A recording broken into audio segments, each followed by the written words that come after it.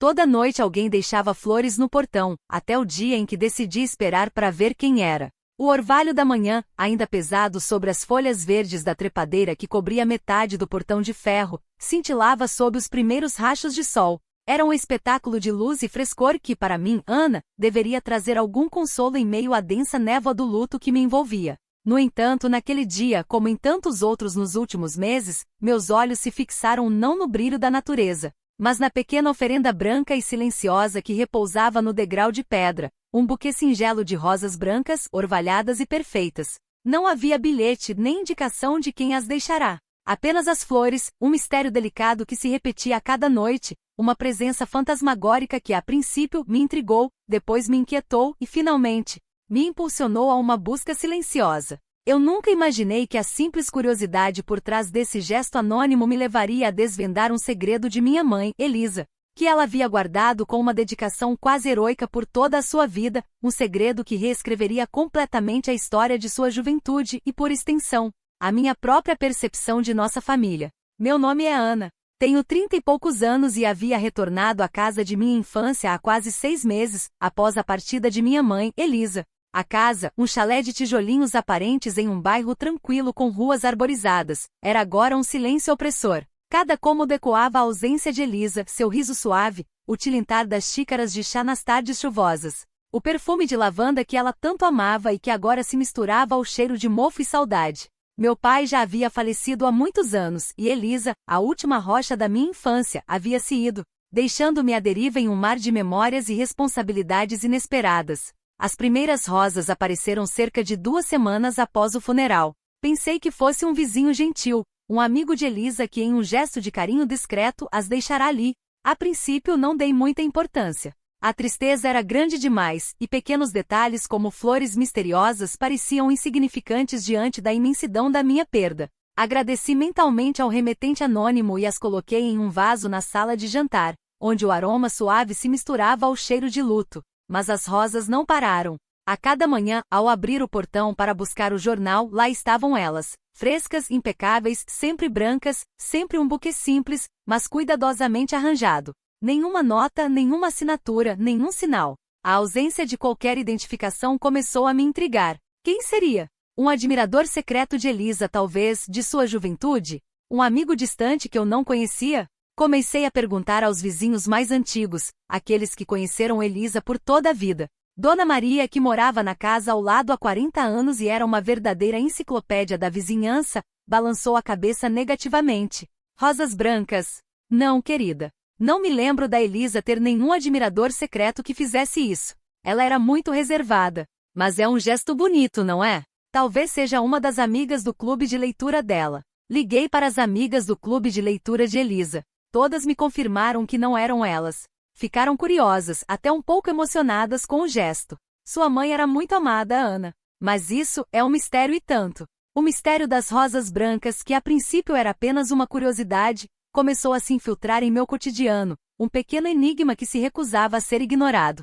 As flores se tornaram um ritual matinal, uma parte da minha nova e solitária rotina. Eu as recolhia com cuidado, as colocava em água fresca e as observava, tentando decifrar o seu significado. Elas eram um elo com algo desconhecido, um fio solto na tapeçaria da vida da minha mãe que eu pensava conhecer tão bem. A sensação de ser observada começou a crescer, não de uma forma assustadora, mas de uma forma presente. Era como se alguém, silenciosamente, estivesse cuidando de mim, ou de alguma memória que eu representava. As rosas não eram apenas flores, elas eram uma comunicação silenciosa, uma mensagem cifrada que só eu, a receptora, poderia decifrar. E a ausência de uma explicação de um remetente tornava o gesto ainda mais potente, ainda mais pessoal. A minha própria tristeza, que parecia não ter fim, começou a se misturar com a curiosidade. As rosas eram um consolo sutil, uma pequena dose de carinho que chegava em um momento de profunda solidão. Elas me lembravam que Elisa havia sido amada, que sua vida havia deixado marcas, não apenas em mim,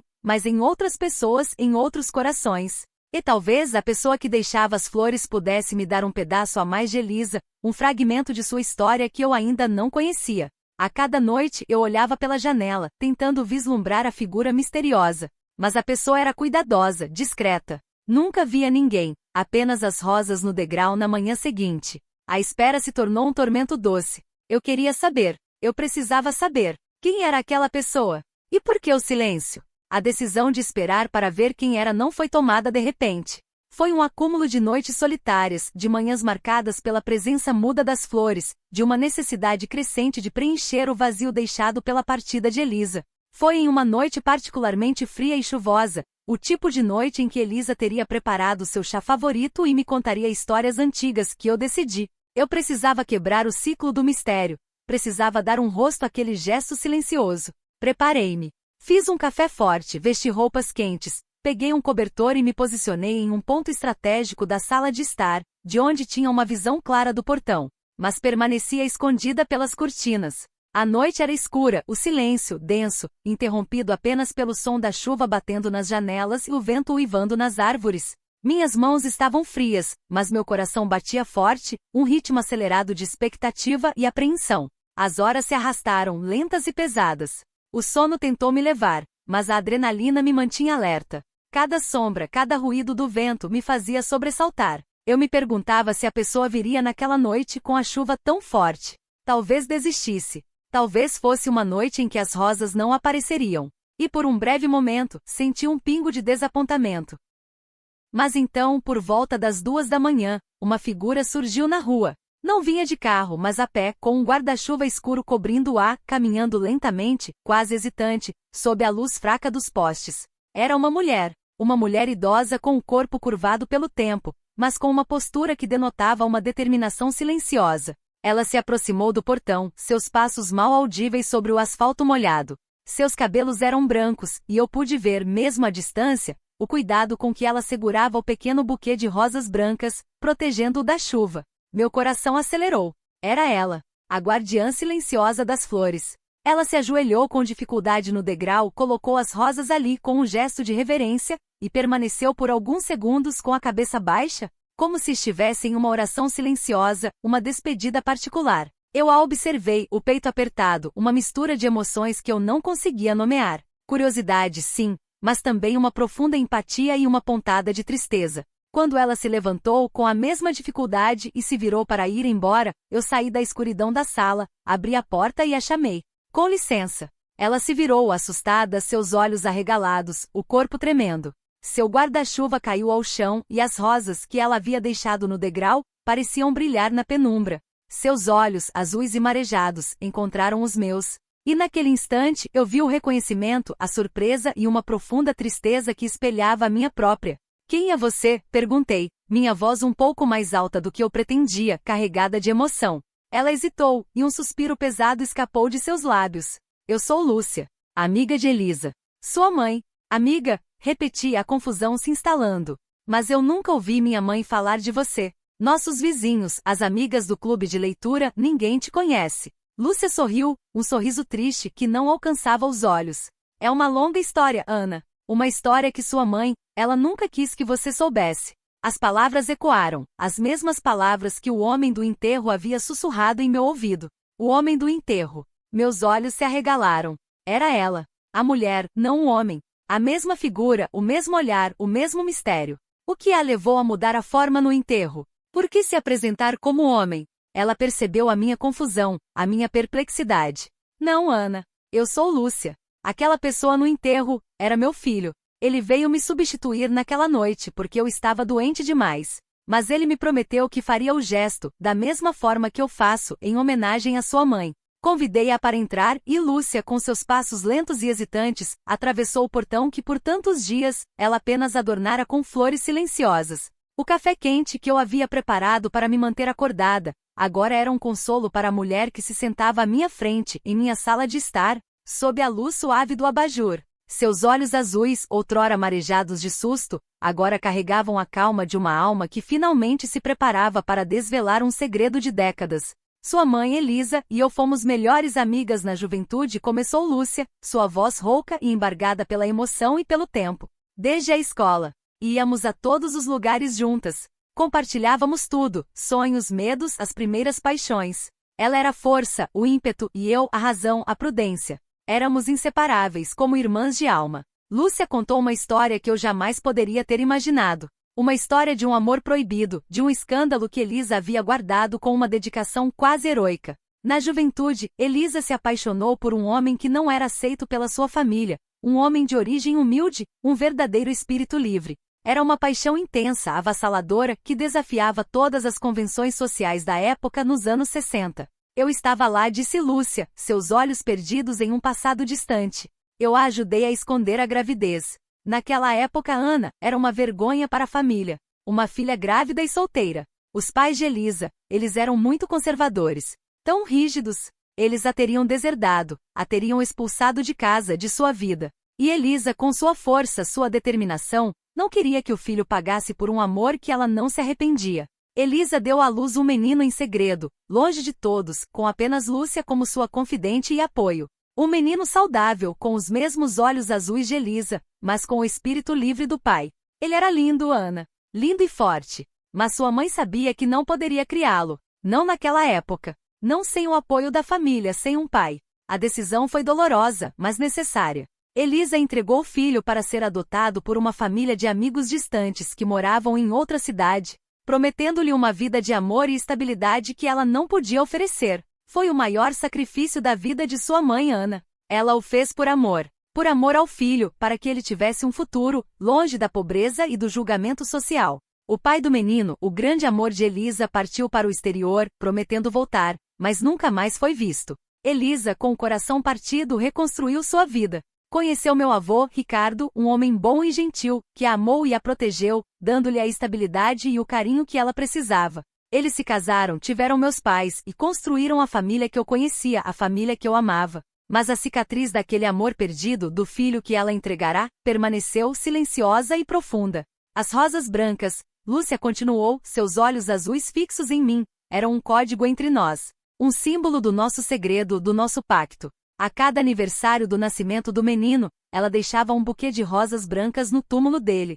Mas ele não estava ali no túmulo. Ele estava vivo em algum lugar. E eu prometi a ela que se um dia ela não pudesse mais, eu continuaria o ritual em sua homenagem, em memória de um amor e de um filho que o mundo nunca soube que existiu. Meu coração se apertou. Não era um filho imaginário, como no álbum de fotos da vovó Sofia, mas um filho real, o irmão do meu pai, um tio que eu nunca soubera que existia. A vovó Elisa, a mulher forte e serena que eu conhecia, havia carregado um segredo tão pesado, um amor tão intenso, um sacrifício tão profundo. A frase, ela nunca quis que você soubesse, ganhou um novo e doloroso significado. Ela não queria que eu soubesse da dor, da humilhação, da perda que ela havia enfrentado. Ela queria que eu a visse como a mulher forte e inabalável que ela se tornou.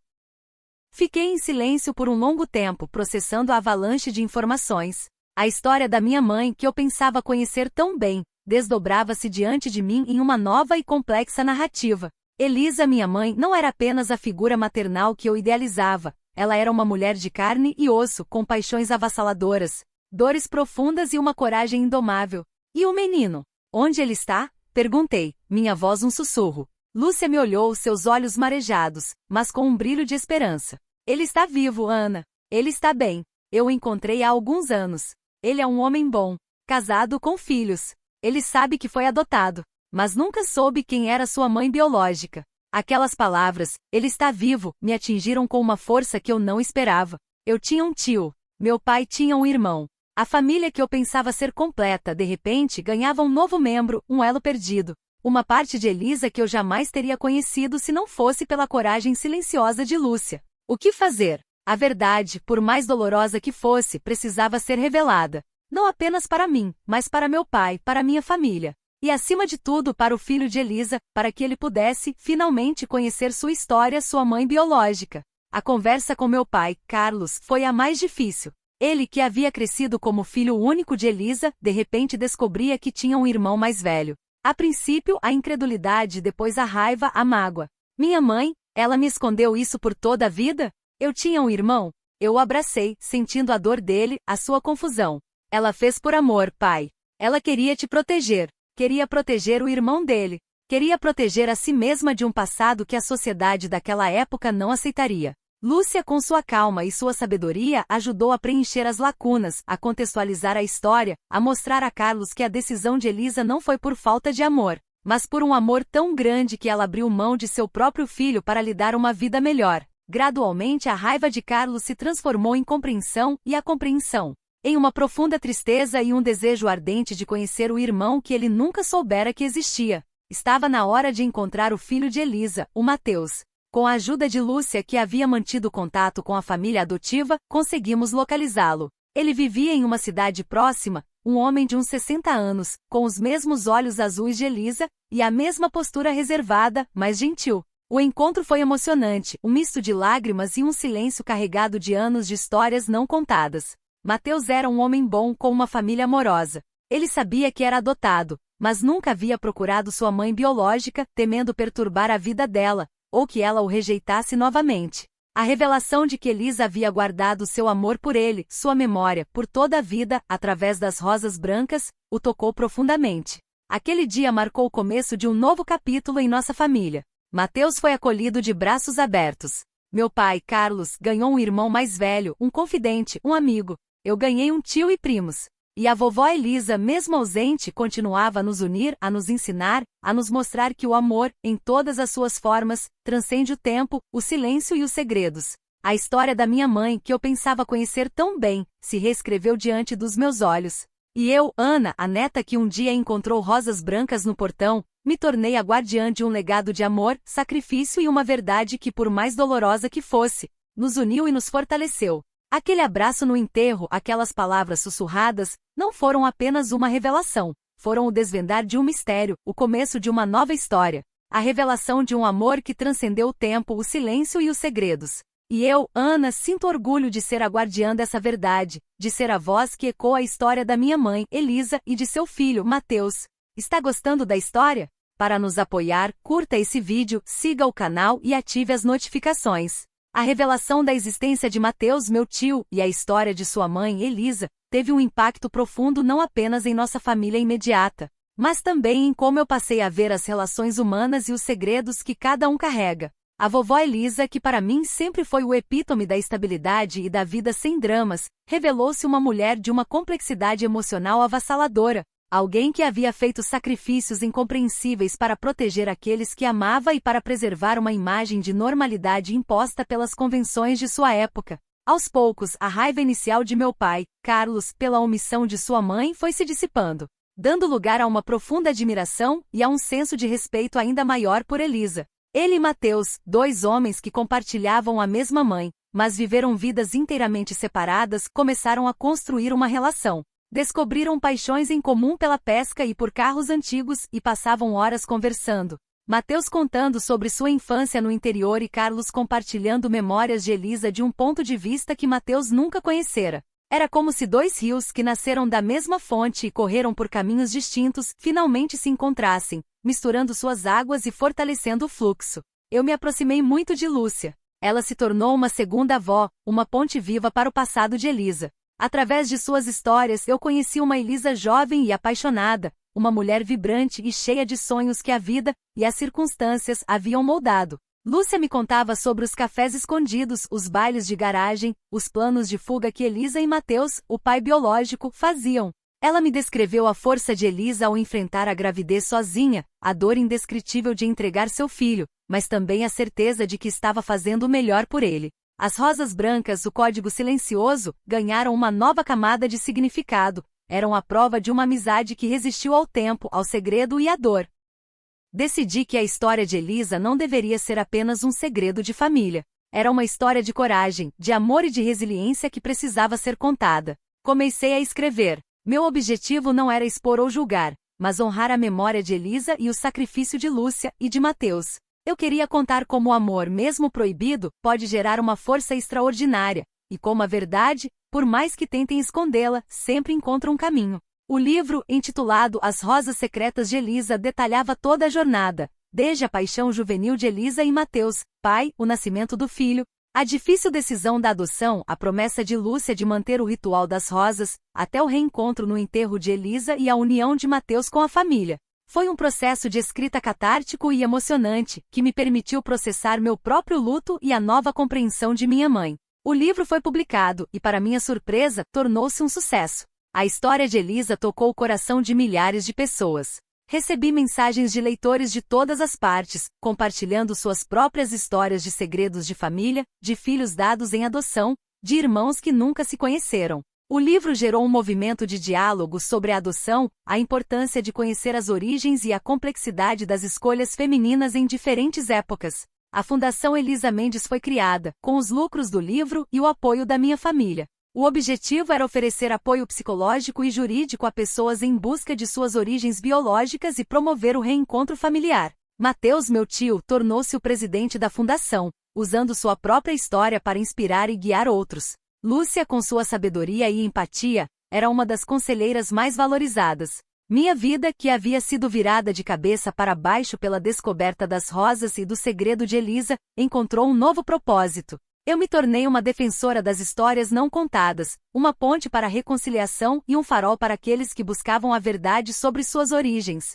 A casa da minha mãe, que antes era um lugar de luto silencioso, tornou-se um centro de memórias vivas, de encontros e de novas histórias que se desenrolavam a cada dia. Os anos se passaram. A Fundação Elisa Mendes cresceu, e muitas famílias foram reunidas, muitas verdades foram reveladas. Eu me casei e tive meus próprios filhos, e a cada aniversário de Elisa, eu e Lúcia, e agora também Mateus e Carlos, deixávamos um buquê de rosas brancas no portão de sua antiga casa, um tributo silencioso ao seu amor, ao seu sacrifício e à verdade que finalmente havia sido revelada. A história das rosas no portão, do mistério que me levou a Lúcia, a Mateus e a uma nova compreensão de minha mãe, Elisa, tornou-se um legado familiar. Meus filhos cresceram conhecendo a história da avó Elisa, da força de seu amor e da coragem de suas escolhas. Eles aprenderam que a vida é complexa, que as pessoas são cheias de camadas e que por trás de cada silêncio pode haver uma história de amor e sacrifício esperando para ser contada. E eu, Ana, a neta que um dia estava perdida em meio ao luto e à confusão, agora sou a guardiã dessa história, a voz que a ecoa, a escritora que a perpétua. Aquele abraço no enterro, aquelas palavras sussurradas, foram o começo de uma jornada que me transformou e me conectou a uma herança de amor e verdade que transcende o tempo e o silêncio. E assim, a história continua, não mais um segredo, mas um legado, ecoando através das gerações, uma melodia de coragem, sacrifício e amor incondicional que as rosas brancas, silenciosamente, sempre souberam.